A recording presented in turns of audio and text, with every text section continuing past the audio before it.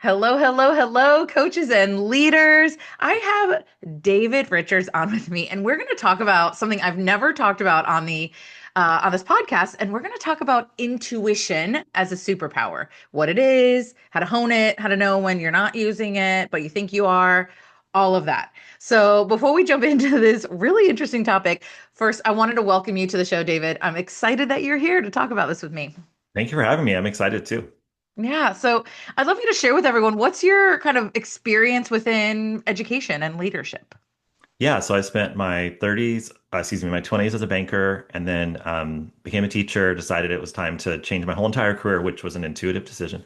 And then I ended up finding this great charter school, Summit Public Schools, and helped it grow from one little baby portable in the back of a high school parking lot to 10 schools in the Bay Area, and then 300 schools across the country that are using the platform that we built around project-based learning and personalized learning. So that was super fun. And I went from teacher, principal, chief schools officer, and then decided to launch my own charter school for my kids. Moved a couple hours north of Sacramento, California.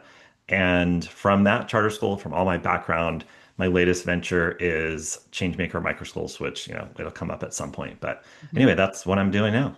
This is really, really cool. Really interesting kind of pathway that you found here. And so Yeah. I really love like something that you know a lot about is intuition, right? Yeah. So I want to talk about first, I want to ask you when in your leadership experience, when did you first realize you were letting intuition lead the way? Yeah, there's like when I first realized, and then there's some interesting little stories that I can tell. So when I turned 30, I was working as a corporate banker 2 blocks from Hmm. the White House and was like super successful, right? Everything that I had been planning to do, like first generation college student, go to UC Berkeley, get this great job in Washington, D.C. And I was like totally not happy and dead inside. And Hmm. so I found this book called Finding Your Own North Star Uh-huh. by Martha Beck, who was like the OG life coach. Hmm. And I read it cover to cover in like 2 hours, and I was like, I'm quitting my banking job and becoming a teacher. And so that was intuition. I didn't realize that was intuition at the time. But a time when it really like solidified my leadership was when I was the chief schools officer. Is this charter school organization that we grew together. It was really fast growing, and we had a school that was really not doing well. And like every metric, you're like, this school's not doing well. And we had this big conversation in the executive team about whether we should close the school. And I was like, yes. But I didn't say yes because it's like, you don't want to close a school. Like I helped open it, I knew all the families. And so I just kind of stayed quiet. And then years later, when I was studying intuition and kind of doing all this, I was like, I think that was the moment when I realized that intuition is so clear. Hmm. And sometimes the hardest and best decisions come from that silent whisper. Hmm. And then it's like having the courage to speak up or having the courage to act through whatever information you're getting. And I didn't have the courage at that time, but it was one of those moments where I left that meeting feeling really like my body just felt bad. Like, and I was on my way out, I was leaving. So I was like, I'm not going to be that guy. And then, a few years later, keeping in touch with my friends, I learned that that school just really struggled and they really should have just ripped the band-aid off and saved 3 years of pain for everyone. So I'm like, oh, I should have said something in that meeting. Right, right. Isn't that wild? Hmm. So, there's, I think everyone listening has like a vague idea of what intuition is, but Yeah. I'm wondering like how, there's voices in our heads, right? Yeah, Not absolutely. because we're crazy, but because that's actually how our We all brains have them. work. There's Yeah. chatter in all of our Yeah. brains. Everyone Yep. listening has chatter. You have chatter. I have chatter. Humans Of have course. chatter. Yep. So there's all this chatter, and then we don't hear it for the most part. It's like white noise, right? It's Yeah. always in the background, and it's so much that we often don't hear it. One exercise I do in professional developments is I call it listen to the chatter, and I make everyone Mm. sit silently for a minute, Yeah. and I make them Ah, usually say close your eyes or stare at something, and I tell them I can see you. yeah. Don't try to get on your phone.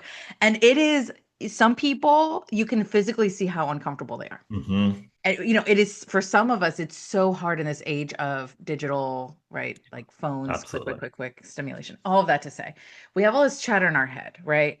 And I'm curious, how do you for yourself distinguish intuition from the other chatter? So it's like Yeah. fear or some kind of logical data that's coming at you, right? There's all this other stuff, and then there's intuition. How do you hear Yeah. the difference? Well, think of it as a muscle. I know you teach growth mindset. And Yeah. so we have this intuitive muscle that we completely ignore. So it's very alive and just awake when we're kids, right? Like we live by it, right? We're just free and we're like listening to it and we're like, oh, let's do this, let's do that. Oh, what about this? And we kind of know these things. Like my daughter, she went to my in-laws barn and everyone didn't realize the horse was sick. And my daughter's like, that horse is really sick. And they're like, wait, what? We have all these experts. And I mean, she was 8, right? So she just felt intuitively that something's going on. It turned out the horse was really sick and it's like a big story in our household, right? So we have that natural innate intuition, but we ignore it. And so it's practicing the muscle. So what I always recommend is practice using the muscle for all the little things. Like my name's David. So at Starbucks, every time I say David, I end up like getting someone takes my drink, right? And so I remember a moment years ago when I was when I was teaching intuition, I was thinking about stories and like I just thought I shouldn't say David right now because someone's going to take it. And then I just overrode that, right? I didn't pay attention. I was like, whatever, I'm busy.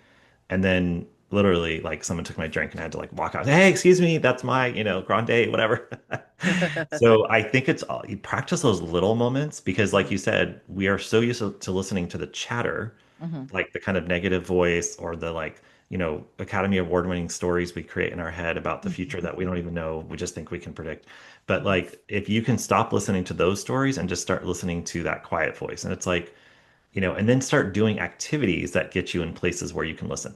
Everyone's had the experience where you're in the shower and you get in Mhm. like some sort of an Yeah. insight, right? It's because you're not in the mental state of like, oh my gosh, I have to figure this out. It's just kind of so if you're walking, if you're hiking, if you're, if you do any kind of meditation or if you're, just sitting still, just anything you can do to get out of the chatter of the intellectual kind of thinking brain and Mhm. more into like the heart and the part of your brain that's more intuitive. Oh, I love that. So like, going for a walk. I love like simple Mhm. things that we can Yeah. do.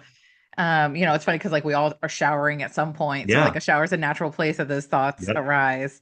Hanging out with your Um, dog. Yeah. Same yeah, with yeah, our yeah, garden. yeah. Being present with an Yeah. animal. Yeah. Yeah. Hmm. Ooh, that's great. Um, okay, so thinking about being data driven, right? So here you are, you've been a school leader, you've been a Oh, kind of a group of schools leader, right? yeah. So there's data. And it's Yeah. important that we look at data, right? And then there's intuition. How do you balance the data evidence with your intuition? Such a great question. I get it all the time. And I had this moment. I did a training at Google years ago when I was first becoming a principal. It was like this amazing training. Like it really was so well done. And they had somebody come in from the talent, what they call like the chief talent officer, like basically the head of HR, and talking about how they do their hiring at Google. And they spent like, I don't know, 2 hours talking about all the analytics they gather and that it's like $5 million. Like they track everything. And this was 15 years ago. So imagine what it's like now. They track everything about like everything in the interview process, everything they can, like the resume, whatever. And so I asked the question, I said, hey, okay, so you track everything, you have this group interview, you look at all the data. How do you make the decision? Like, Yeah. what if somebody in that group of 4 says, my leader gut is telling me no? And they're Mhm. like, oh, we don't hire the person. And Oh. they said, yeah. So they said 51% is intuition and 49% is data. And that story, like literally, I've used with everyone now. I'm like, look, you use the data to get information. And then if you have an intuitive feeling, you use that information to validate or Mhm. invalidate your intuition. And you're like, I know this is true. Like, I know. So I had an example where I was helping recruit a school and we were doing like 50 kindergartners a year. And our operations person gave me all the data and was just like this and this and that. And she had no doubt in her mind that like, this is, like the airplane thing, like, this is how many we should accept. This many people won't come. And I was like, this was in March. And I said, there will be 75 kids here on August 15th. And she was like, what? And I'm like, I guarantee you, it's just a feeling I have. And I could like feel it when I was looking at the spreadsheet. I'm like, 75. Yep. Oh, that's it. Okay. Yes. So I'm like, Wow. we should not do that. Well, I didn't trust myself and I trusted her because she had the data, right? And the Yeah. analytics. So we had exactly 75 kids show up and we only had 2 teachers, right? So we had to scramble. And so that was another one of those moments of like, should have listened. I should have actually trusted myself and said, hey, I'm actually the boss too. Like, no, I'm overriding you, right? But I didn't. Yeah. Wow. Now, do you feel like you've always been strong in intuition and you just had to discuss like how I'm so fascinated with like is it something that's always in us and we discover it or is it something that we grow? Yeah, I think it's like anything. So everyone has it. Everyone has the innate ability to be Uh-huh. really good at intuition, right? Uh-huh. But some of us are better at some things than others. And there's kind of like a spectrum of where you're naturally good at something and then you can learn it, right? Again, growth mindset. So I feel Yeah. like I've always been naturally really good at intuition. It's funny because it's called women's intuition. I'm like, well, I'm not a woman, but but I I think it's got when it. you're more in tune with your emotions in your body, which typically Yeah. are more women than men. But Yeah. yeah, I would just say it's something everyone has. Some people are naturally better at it, but we all have it as kids. And then what happens is, as we get older, we kind of convince ourselves not to follow it. And then we keep, we follow all the logical information. And so we get worse at it as we get, it's kind of like creativity, right? Mhm. We're all Yeah. really creative. It's not like something that, everyone innately has innate creativity. Some Hmm. people can draw this amazing picture, but they're really good at, everyone's creative in their own way. It's the same thing with intuition. We all have it, and we just need to use the muscle because it goes away if we don't. Okay. So I'm thinking about like the reality of the school leaders and coaches listening, right? They Yeah. have very busy days. They have a lot of noise coming at them. All like walk into work, right? And it's just like being Yeah. like 20 million things. And I want to think about folks listening to this episode who want to refine their intuition, right? Yep. In the reality, like I don't want to talk like generics. I want to talk about like Yeah. what Yeah. do coaches and leaders do in their day?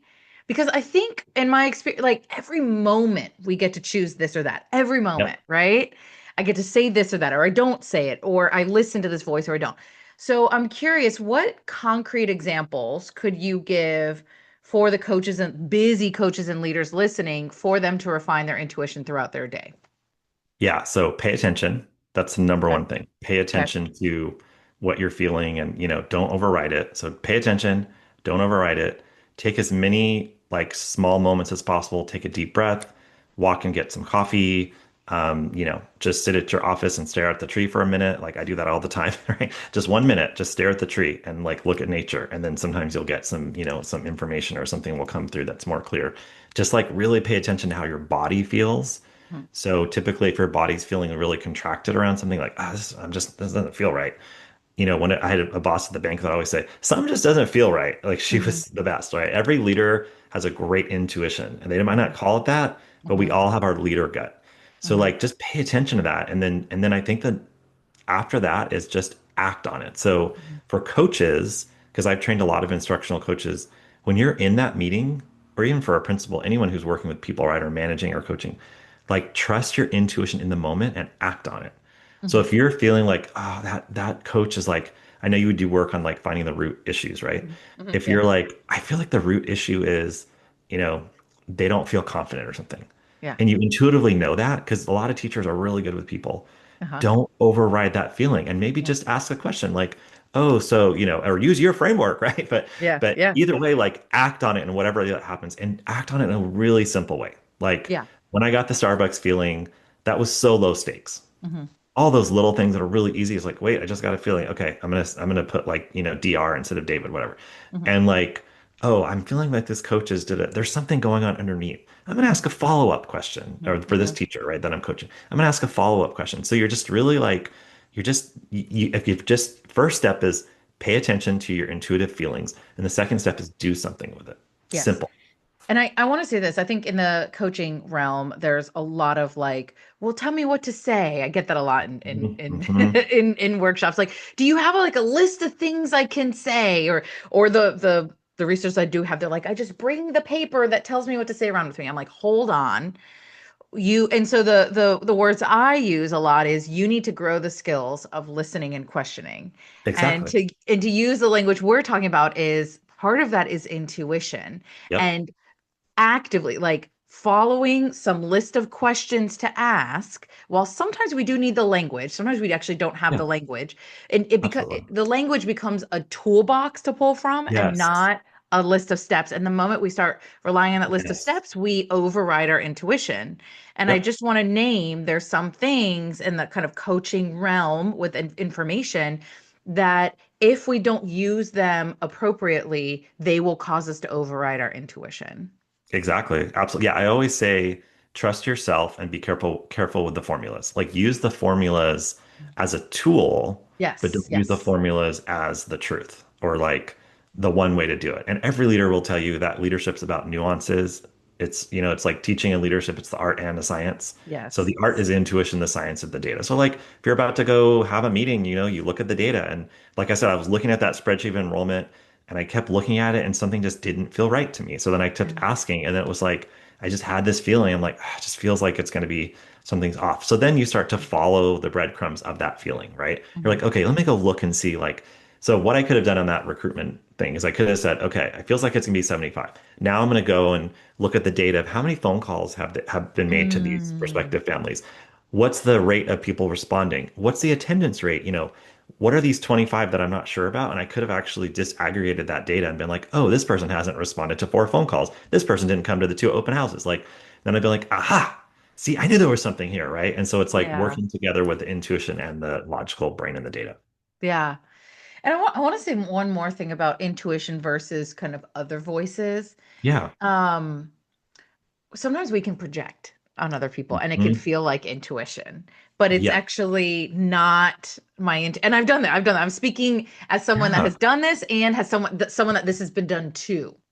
People have a Yes. strong feeling that I'm blah blah blah. And I'm like, hold on, that feels like you. Mhm. That feels like you Mhm. think that about yourself, not me. And so I Yes. think in the world of trying to pull apart like what are all these voices, which one's my intuition, Yeah. one strong one that like a pit we can fall into is when we think when it's almost like when I project my own junk on someone Hmm. else, my Yeah. own ways of understanding the world on someone else. Yeah, it's 100%. And I feel like that's where that muscle, I do think intuition will be weaponized, right? Like it's just like, I just feel intuitively like this and this and that. And I'm like, that's actually fear Yeah. or that's projection, right? So projection, I mean, I always tell my kids 95% of everything you hear is someone's projection, like Yes. literally. Oh, that's Almost every brilliant. single word out of Yeah. somebody's mouth is something they're projecting onto you. So Yeah. you just have to look at it and be like, huh, that's interesting. And then be like, this is not about me. This is about them. Now, where am I in this whole situation? So yeah, and I think people will think it's intuition because they feel so strongly about it, but Yeah. that's not intuition. That's your own psychological projections that you haven't worked through, right? And Yeah. so that's the difference. I think in my own experience, if I can name this, I don't know if I've ever named this before, so this will be a first for everyone. But I Right. think if I'm going to name like what does it feel like to speak for my intuition or act for Mhm. my versus all the like fear, Yeah. there's a calm, Yes. quiet groundedness and assuredness Yep. where there's no fear, there's no Yep. anxiety, there's and there's not like a an intense urgency. That is 100%. Every teacher you listen to that talks about intuition will say exactly that. You're not trying to convince yourself. You're not trying to argue it. It's just like this, You just you're know it. calm, you're assured, and you're just kind of like, it's true. It's true. It's true. Yeah. Ooh, so powerful. I want to talk about AI. Oh, yeah. I want to talk about AI and its relationship with intuition. Hmm. You and I were talking about this a little bit before we Yeah. started recording, but I'd love your thoughts about there's definitely a strong relationship between Yeah. the two, and I'd love you to share what your thoughts are. Yeah. So one of my concerns with AI is that we are going to outsource our power to the all-knowing Hmm. artificial intelligence, right? Hmm. But Hmm. honestly, this is true with anything. Like Hmm. it's the teacher, it's the boss, it's the research study that you Hmm. just feel like that is the truth. Hmm. And it's like, Yep. okay, there's truth to that. So Hmm. like ChatGPT or any kind of AI platform you're using, it's like you can put something in there to help you improve your project or whatever you're doing, right? Hmm. And then you have to run it back through what I call your internal guidance system, Yep. right? So now you're kind of like, let me put this through intuition. Just like if I'm the interview team at Google and I'm Hmm. like, okay, this person is like 90%, green, green, green, Hmm. everything, we should hire them. But you're like, something doesn't feel right. So now you run it through your own internal guidance system. And you're like, it's just a no for me. Like there's a Hmm. truth, like you said, that just knowing is like, it's a no, and I'm going to override the data. So it's the same thing with AI. Like we can't trust any kind of external source as the one and only truth. We have to actually run it through our own internal truth.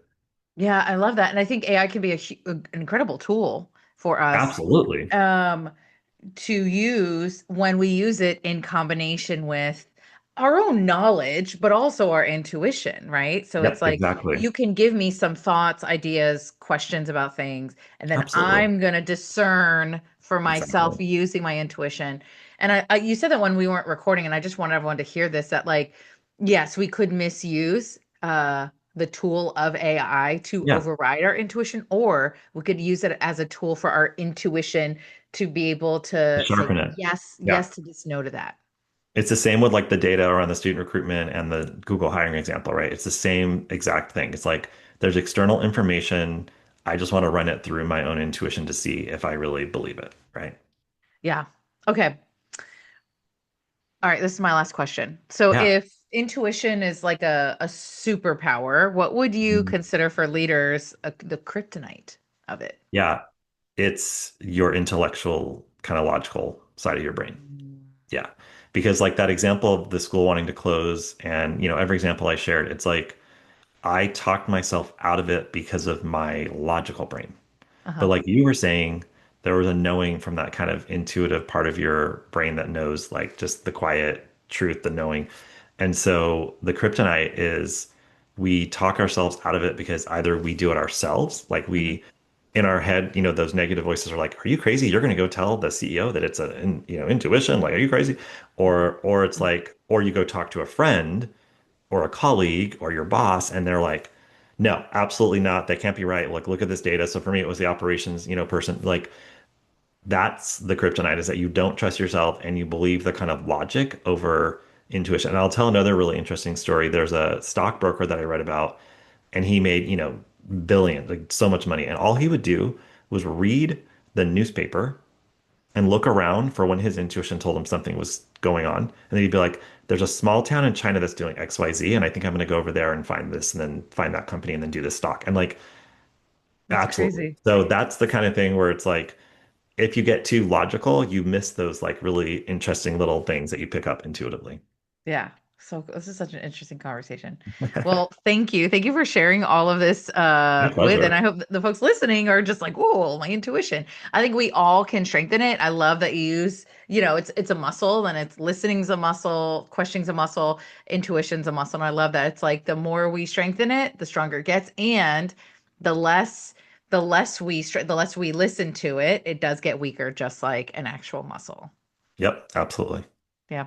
So I'd love you to share with everyone, what is it that you're out there in the world doing, Yeah. and how can they find out more about you and the work you're doing? Yeah, so changemakereducation.com is our website for the Changemaker Micro Schools program, which we help micro school founders, parents, educators basically launch a micro school in their community. So from idea to launch, every single detail you can imagine, we put you in a national cohort and we help you with all the things like marketing and business and all that. And you come in with your amazing vision and all the things we talked about today as part of our program, right? So all of my talents have come together in one in Changemaker, right? So it's the intuitive leadership, it's the strategic leadership and launching schools, and then following your passion and following your dreams. So every single founder we have basically has left a district job or some sort of like, ed tech job to just jump in here and do this. So because intuitively they felt like they needed to finally say yes to their dream. So super exciting work, and you can find everything on that website. I love it. Well, thank you so much for being on the show. Yeah, thanks for having me.